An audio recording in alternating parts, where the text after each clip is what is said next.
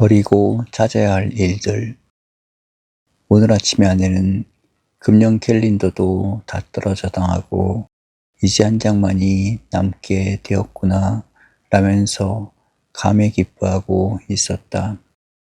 아내로서는 남달리 금년이 뜻깊게 생각되었을 것이다.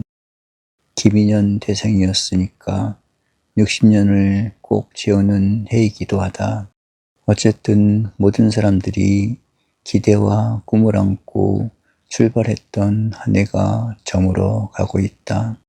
태양이 뜰 때는 저녁이 멀어 보이지만 석양을 바라볼 때는 아침이 있었던 것 같은 생각이 들지 않는다.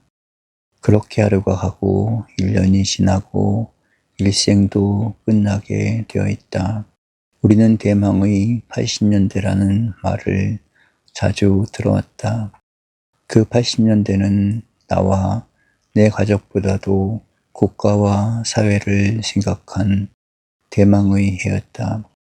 따라서 지금은 우리 모두가 나라가 잘 돼야 나도 잘 살 수 있다는 생각을 하게 되었다. 그러므로 80년대는 각자가 내 직장과 사회에서 무언가를 성취하는 10년간이 되어야 한다는 생각을 다짐하고 있다. 지난 연말부터 있었던 1년의 정치적인 변화는 우리를 한층 더 깊은 반성과 책임으로 이끌어가고 있는 것이 사실이다. 어떻게 70년대와 더불어 이 한 해를 보내고 새해를 맞이해야 하는가를 생각지 않을 수 없다. 지난 날을 돌이켜보면 우리는 자신을 보기 이전에 윗사람들만을 보면서 살아왔지 않았나 하는 생각이 든다. 국가의 정책을 맡은 고위 관리까지도 윗사람을 잘 보좌하는 일에 앞서 국민들을 위해 최선을 다하겠다는 자세를 보여주는 이는 드물었다. 어떤 문제가 발생했을 때에도 남의 눈치를 보거나 누군가가 판단해 주기를 기다렸다. 사회 체제가 윗사람을 중심으로 이루어진 사회에서는 활발한 대화나 그러한 분위기 조성이 어렵게 된다. 사회의 분위기가 그러면 절대 다수의 국민들이 자율성과 창의적 노력을 할 수 없고 사회와 국가의 장래를 바라보고 판단할 수 없다. 그것은 커다란 불행이며 사회의 어두운 면을 더 깊게 하기 마련이다. 80년대의 시작인 새해부터는 모든 것이 달라져야겠다.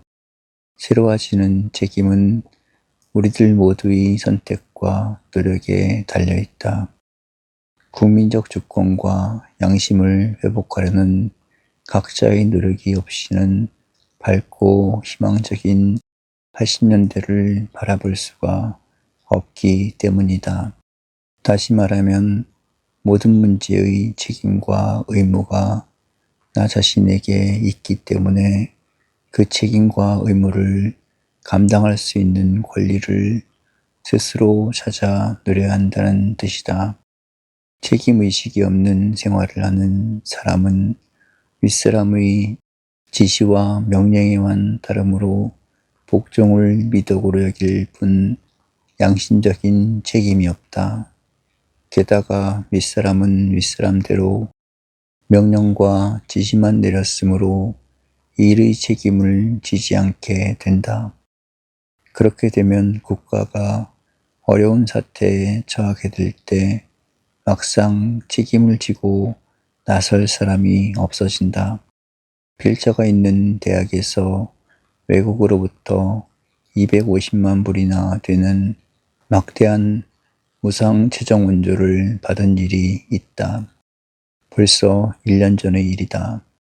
그런데 그 일을 결정짓는 외국 책임자는 초라해 보이는 여성이었다. 저 여성이 과연 이렇게 큰 재정 문제의 결정권을 행사할 수 있을까 하고 걱정했을 정도였다.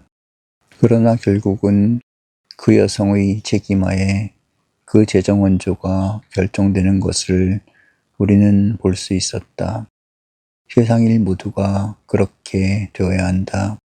그래야만 일을 맡은 사람이면 모두가 권리와 더불어 의무를 행사할 수 있게 될 것이기 때문이다. 이런 논리로 보면 많은 지도적 위치의 사람들이 민주적 지도력을 발휘하지 못했다는데 생각이 미친다. 그것이 우리 사회를 음으로 양으로 지배하고 있던 풍조였다. 부정과 불합리의 원인이 바로 책임의 분산에 있고 그것이 일의 위임을 부진하게 한 원인이었다고 하겠다. 내가 똑똑하고 유능해서 혹은 타인을 믿을 수 없기 때문에 모든 일을 움켜쥐고 있는 사람은 한 가지 일도 제대로 할 수 없으며 큰 일은 더군다나 더 처리하지 못한다.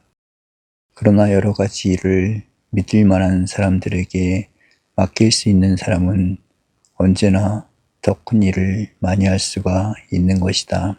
그러기 위해서는 우리 모두에게서 주권과 더불어 양심 회복이 이루어져야 한다. 양심 회복이란 다른 것이 아니다. 온갖 불신, 부정, 불의를 우리들의 주변에서 몰아내는 일이다. 부정과 불합리가 내 속에 있으면서 사회가 잘 되기를 바라는 것은 모순이다. 사회학을 스스로 만들어가면서 국가의 문제를 걱정한다는 것은 도저히 용납될 수 없는 일이다. 그러므로 모든 분야에서 일하는 사람들이 양심 회복이 없이는 우리 민족이나 국가의 희망은 찾을 길이 없다. 그 대신 국민 전체가 각자의 직장이나 생활에서 양심적인 판단과 노력을 강화시켜 간다면 우리는 그 결과로 상상할 수 없었던 성장과 복리를 누릴 수 있게 될 것이다.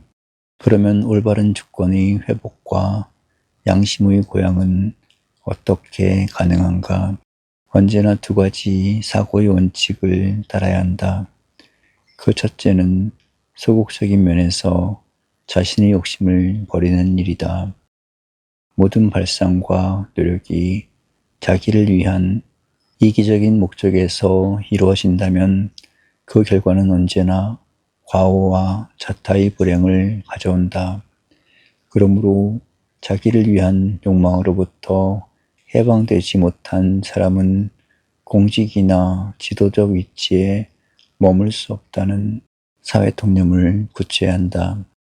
둘째로는 사회나 직장 전체를 위해 내가 할 바가 무엇이며 또 어떻게 그 뜻을 성취시킬 수 있는가를 묻는 자세가 필요하다. 그것은 온몸이 튼튼해야 머리도 건전한 생각을 할 수 있고 다리도 먼 길을 걸을 수 있는 것과 같은 논리이다.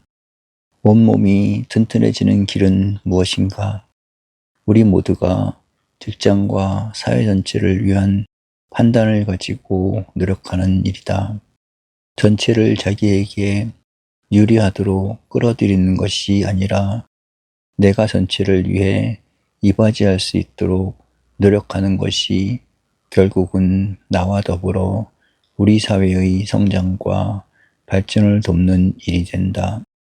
사람들은 대망의 80년대에 들어서면 우리 민족이 중요한 선택과 결단에 처할 것이라는 말을 한다.